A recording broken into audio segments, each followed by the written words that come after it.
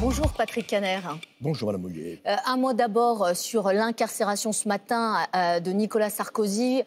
Entre 9h30 et 10h, l'ex-président de la République entrera à la prison de la Santé après sa condamnation dans l'affaire du financement libyen de sa campagne présidentielle de 2007. Ça vous choque, un ex-président de la République qui va dormir ce soir en prison? C'est choquant, par définition. La question c'est, est-ce que M. Sarkozy a fait l'objet d'une injustice en matière judiciaire? Il le conteste. Il dit qu'il va interjeter appel et c'est son droit le plus strict. Moi, simplement, ce que je dis, c'est que 3 juges ont estimé qu'il était coupable et qu'il fallait exécuter de manière provisoire sa peine, dont acte. Je n'ai pas de commentaire à faire et je comprends la compassion amicale de certains. Mais la séparation des pouvoirs aurait justifié que ni le président de la République, ni M. Darmanin ne rentrent dans cette affaire. Justement, Emmanuel Macron a reçu discrètement Nicolas Sarkozy vendredi dernier, donc il a eu tort.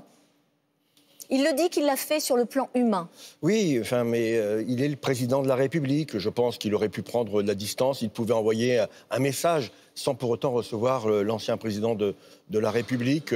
Dans ces cas-là, il faut être très humble, très discret et ne pas faire savoir finalement qu'on a reçu quelqu'un qui va purger une peine très difficile. Mais connaissez l'adage latin, dura lex sed lex, la loi est dure mais c'est la loi.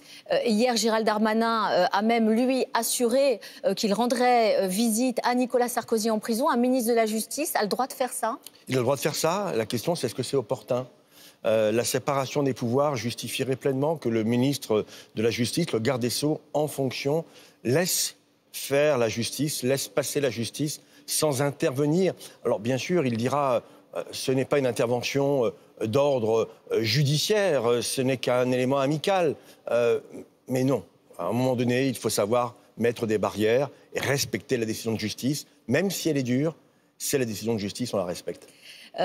Pendant ce temps-là, l'examen du budget en commission à l'Assemblée nationale a débuté hier. Le marathon parlementaire doit se terminer avant le 31 décembre. Je rappelle, sans l'usage du 49.3, puisque Sébastien Lecornu y a renoncé. Est-ce que ça, c'est pas la porte ouverte à des débats interminables?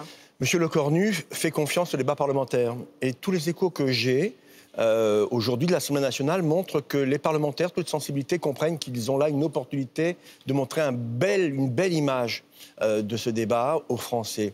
Et moi, j'en suis très heureux. J'espère que les délais seront respectés, que le débat sera digne, qu'il sera sur le fond et non pas sur l'invective.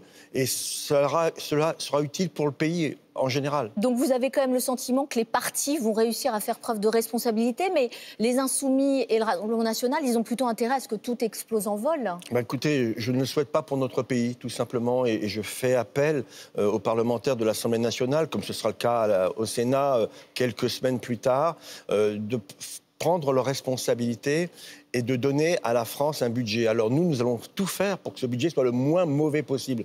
Aujourd'hui, il est très mauvais pour les Français, très mauvais pour les Français. Donc on va se battre. Et on a commencé déjà hier en commission et les socialistes ont réussi à passer une mesure très importante, c'est la non-fiscalisation des pensions alimentaires. Voilà le type de victoire que je souhaite obtenir pour notre pays. En revanche, vous n'avez pas réussi en commission à passer la fameuse taxe Zuckman, celle qui est censée taxer les 1800 foyers français les plus riches. Ça veut dire que ça commence... Alors ça va reprendre dans l'hémicycle, oui. Mais ça commence mal. Vous savez, nous on considère que la taxation des hauts patrimoines, des revenus les plus importants, c'est un élément d'équité fiscale, un élément de justice fiscale. Et ce que je regarde, ce que je constate, c'est que le Rassemblement national, qui est si prompt à défendre la veuve et l'orphelin, finalement a voté contre cette mesure de justice fiscale. Les masques sont en train de tomber et c'est aussi ça qui est utile pour notre pays, montrer finalement que l'extrême droite sert d'abord les plus aisés de nos concitoyens. Donc vous dites Marine Le Pen qui se fait la candidate du pouvoir d'achat, c'est du pipeau. Tout à fait juste. C'est du pipeau, il faut le dire tel quel, c'est du pipeau. Sébastien Lecornu s'est engagé sur la suppression de la réforme des retraites. Ça, c'était pendant sa déclaration de politique générale. Alors, par le biais d'un amendement du gouvernement au PLFSS, c'est-à-dire le projet de loi de financement de la sécurité sociale.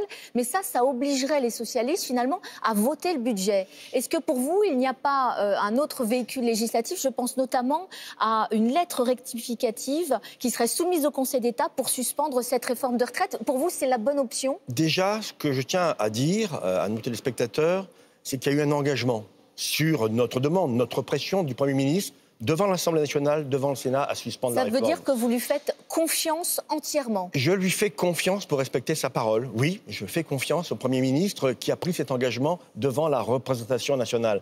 Et si la lettre rectificative qui permettrait d'inscrire dans le marbre cette suspension sans passer par le biais d'un amendement était imaginée, adoptée, proposée par le Premier ministre, ce serait une très bonne nouvelle pour les Français. Parce que je vous rappelle que c'est 3,5 millions de Français qui bénéficieraient de cette mesure dans l'année qui vient.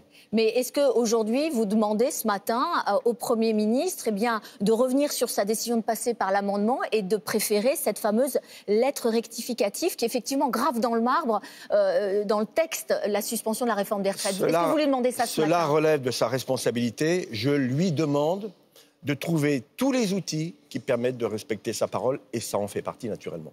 Est-ce que vous pensez qu'il va le faire, qu'il va vous écouter et qu'il va peut-être aujourd'hui ou dans les jours qui viennent accéder à cette demande? Nous sommes dans l'opposition. Nous espérons être utiles pour les Français. Il est le représentant de l'exécutif, notamment sur ce type de responsabilité.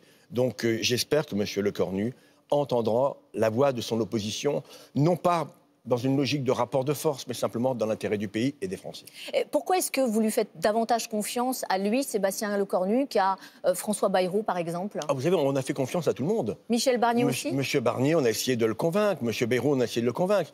Monsieur Lecornu vient d'arriver. Il a une responsabilité énorme devant le pays. Nous ne voulons pas du chaos, nous ne voulons pas de la dissolution, nous ne voulons pas de la destitution du président de la République. Nous voulons de la stabilité pour notre pays. Mais nous lui avons dit à M. Lecornu, vous êtes le dernier maillon de la chaîne, avant le toboggan, permettez-moi l'expression, sur le plan institutionnel. Et il n'y aura pas de stabilité dans le pays sans justice, et notamment sans justice fiscale. Voilà les éléments que nous portons aujourd'hui. Mais à 5 mois des municipales, votre sort, il est en quelque sorte lié à Sébastien Lecornu. Si vous n'obtenez pas la suspension de la réforme des retraites, vous risquez de le payer cash du côté de vos électeurs. Nous prenons le risque. Et c'est vrai que nous nous sommes un peu isolés, peut-être par rapport au reste de la gauche. Mais les éléments probants sont peut-être en train de venir. Et donc ce choix que nous avons fait, que nous assumons, nous le porterons jusqu'au bout. Ce choix de la stabilité, ce choix de la protection des Français, avec un objectif qui est toujours le même, Mme Bouillaguet, c'est ne pas faire payer aux plus modestes les erreurs qui ont été commises par 8 ans de Macronie au profit des plus aisés. Sauf que ce compromis, c'est tant pis aussi pour l'équilibre financier des retraites, avec la suspension de la réforme des retraites. Tant pis aussi parce que placer la France à rebours de l'histoire quand on voit ce qui se passe parmi nos voisins européens. Ce n'est pas tant pis, puisque nous agrégeons, avec cette modification de la réforme des retraites, nous agrégeons des ressources nouvelles.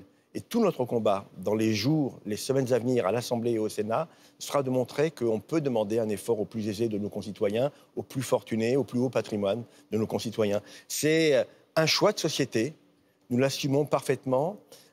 La solidarité fiscale, c'est de la solidarité avec un grand S pour l'ensemble des Français. Et c'est l'équilibre de notre pays qui est en jeu. Donc, vous assurez ce matin que la trajectoire budgétaire, elle va être respectée, les 5% de déficit l'année prochaine, et 3%, ce sera dans les clous. Et 3% à une échelle à déterminer. Vous savez, j'ai appartenu à un gouvernement qui, avec François Hollande à la présidence de la République, a ramené le déficit de 5,2% à 3% en 2017. Donc gérer, nous savons faire chez les socialistes. Sauf que la France a été une nouvelle fois dégradée par une agence de notation. C'est aussi l'état de nos finances publiques qui est sanctionné. Bien sûr. Finalement, le Mozart de la finance, dont se prétendait être M. Macron, est devenu un joueur de piano mécanique. Et on est là pour réparer. Vous savez, en général, c'est la gauche qui répare les erreurs de la droite quand elle arrive au pouvoir. Espérons qu'en 2027, nous y serons et que nous pourrons donner un bel avenir à notre pays. Merci, Patrick Caner. Bonne journée à vous. Merci à vous.